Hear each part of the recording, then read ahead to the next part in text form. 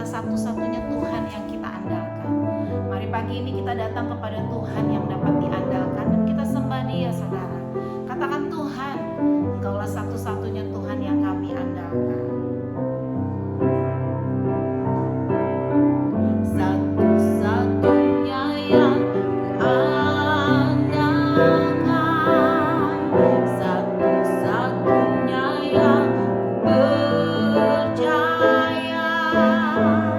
Engkau sumber kekuatan, sumber pengharapan, sumber kedamaian.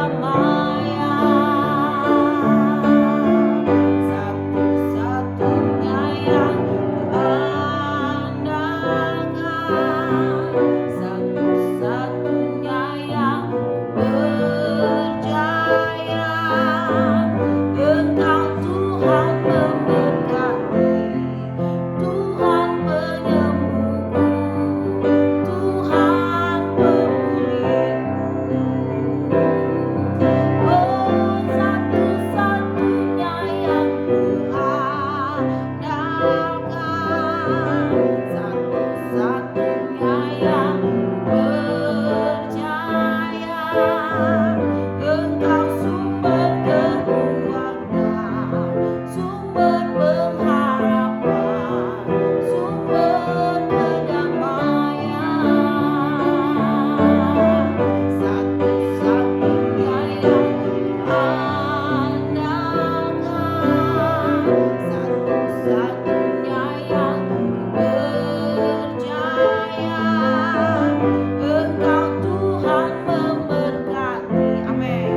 Tuhan penyembuhku, Tuhan pemulihku.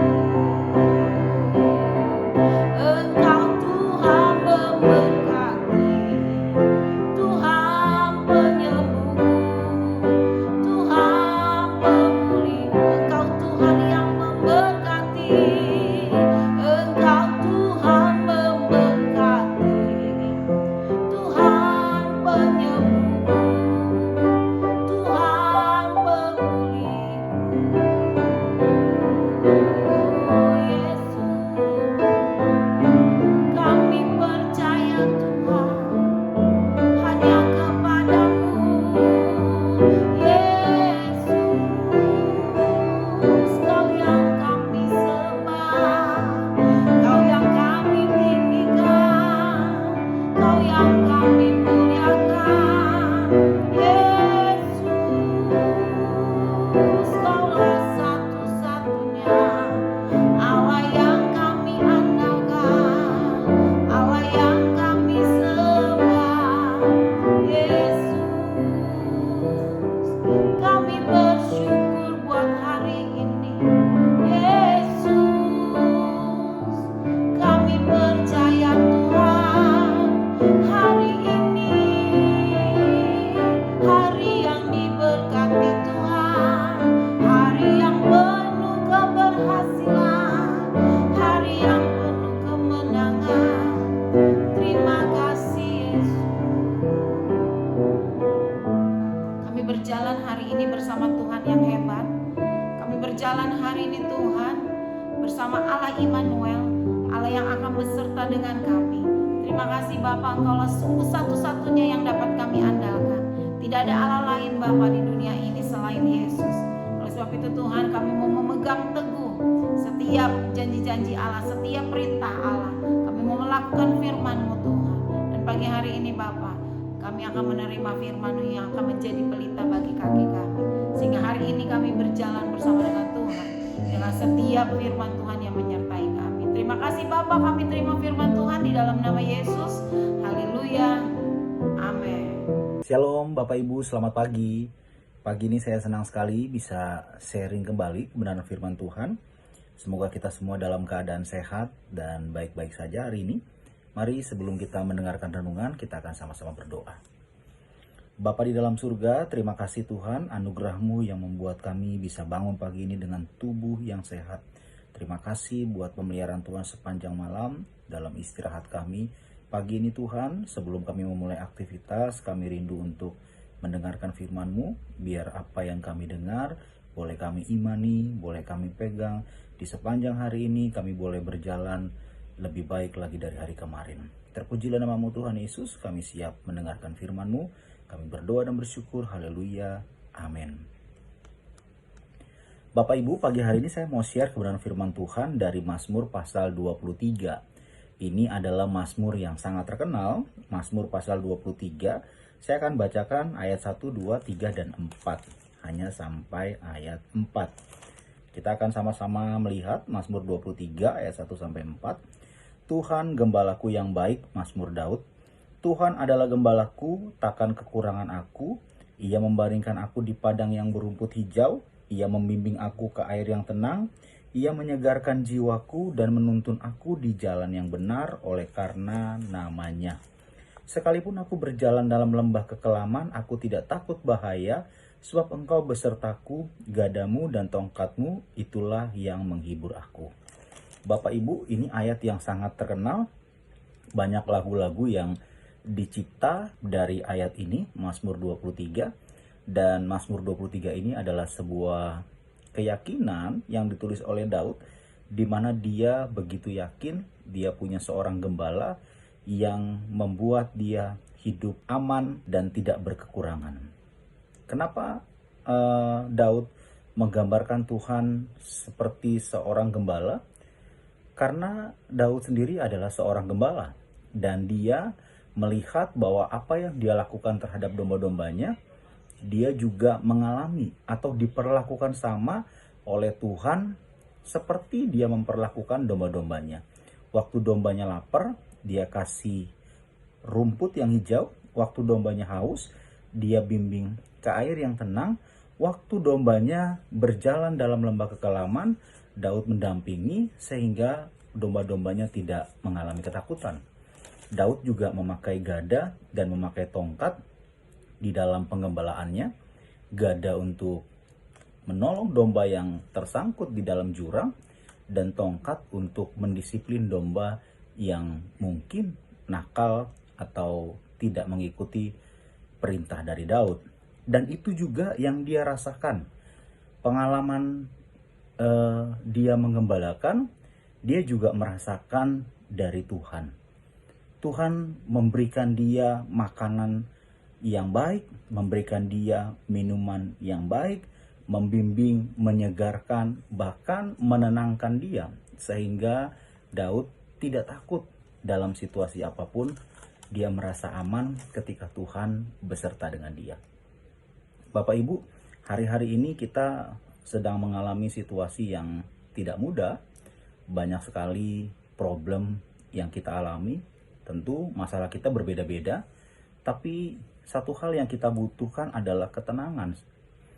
Di tengah badai kita butuh tenang, di tengah masalah kita butuh tetap tenang, supaya kita bisa berpikir jernih dan kita bisa berdoa. Ketenangan itu bisa kita dapatkan ketika kita menyadari ada seorang gembala yang berjalan bersama dengan kita. Dan gembala itu adalah Tuhan. Tuhan yang saya dan Bapak Ibu sembah, yang kita selalu puji senantiasa setiap minggu, bahkan mungkin setiap hari. Tuhan adalah gembala kita. Bukan sekedar gembala, dia juga gembala yang baik. Karena ada juga gembala yang tidak baik. Tapi Tuhan adalah gembala yang baik. Dan kalau Tuhan menjadikan dirinya gembala atas hidup kita, pasti kita tidak akan kekurangan. Memang kita tidak berkelimpahan, tapi setidaknya kita tidak kekurangan. Kita akan dibaringkan di padang yang rumputnya hijau. Bukan rumput kering, tapi rumput hijau. Kita akan dibimbing ke air yang tenang. Bukan air yang deras arusnya, tapi air yang tenang. Tuhan tahu persis apa yang kita butuhkan. Tuhan tahu persis bahwa kita membutuhkan rumput yang hijau, bahwa domba membutuhkan air yang tenang. Itu juga yang Tuhan akan berikan kepada kita. Kita butuh, Tuhan tahu kebutuhan kita. Tuhan juga akan menyegarkan jiwa kita. Tuhan akan menuntun kita di jalan yang benar. Oleh karena itu setiap pagi, alangkah baiknya jika kita berdoa kepada Tuhan agar Tuhan menyertai perjalanan kita. Sehingga sepanjang hari kita berjalan tetap lurus, tidak menyimpang ke kiri dan ke kanan. Dan semua itu dengan tujuan baik. Apa yang Tuhan perbuat dalam hidup kita, semuanya untuk kebaikan kita. Tuhan menyediakan kebutuhan, Tuhan melindungi dan menuntun kita. Namun ada yang menarik di dalam ayat 4, saya bacakan buat Bapak Ibu semua. Sekalipun aku berjalan dalam lembah kekelaman, aku tidak takut bahaya sebab Engkau besertaku. Ketika Tuhan menjadikan dirinya sebagai gembala dan kita adalah domba-domba gembalaannya, bukan berarti kita akan berjalan di jalan yang mulus, karena ada waktunya kita akan berjalan di dalam lembah yang kelam, yang membuat kita takut. Jangan-jangan ini akan membahayakan. Kita akan berjalan di dalam lembah yang kelam, yang seolah-olah menggoncangkan kita, membuat kita takut. Tapi percayalah Bapak Ibu, bahwa di dalam lembah kekelaman, Tuhan senantiasa menyertai kita. Tuhan menyertai saya, Tuhan menyertai Bapak Ibu, Tuhan menyertai kita dengan gada dan tongkat. Waktu kita nakal, Tuhan akan disiplin kita. Waktu kita dalam bahaya, Tuhan akan tolong kita. Tuhan memastikan hidup kita dalam keadaan yang aman. Jangan kita diam di dalam lembah kekelaman. Kita mesti jalan. Perjalanan hidup kita harus terus berlanjut walaupun kita mengalami situasi sedang dalam lembah. Karena banyak juga ternyata orang-orang yang begitu melewati lembah, dia tidak berjalan. Dia tetap tinggal di lembah itu dan terus dalam kesusahan dan ketakutan. Padahal Tuhan berkata, kita harus tetap berjalan sekalipun di dalam lembah yang kelam, karena Tuhan menyertai. Tuhan tahu kita sedang sedih. Tuhan tahu kita sedang susah. Tuhan tahu kita sedang menderita, kita sedang pusing, kita sedang stres. Tuhan tahu.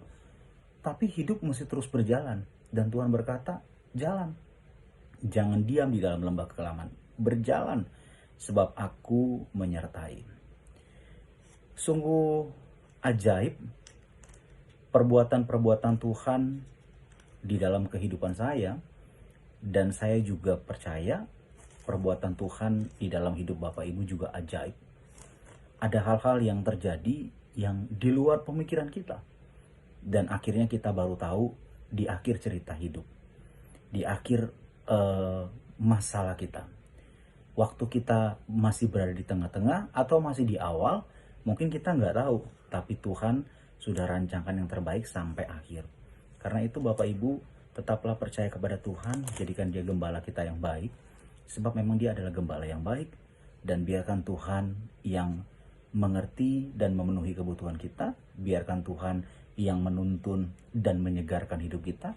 Biarkan Tuhan yang menyertai kita ketika kita dalam situasi yang terpuruk. Tidak ada tempat sandaran lain selain Tuhan.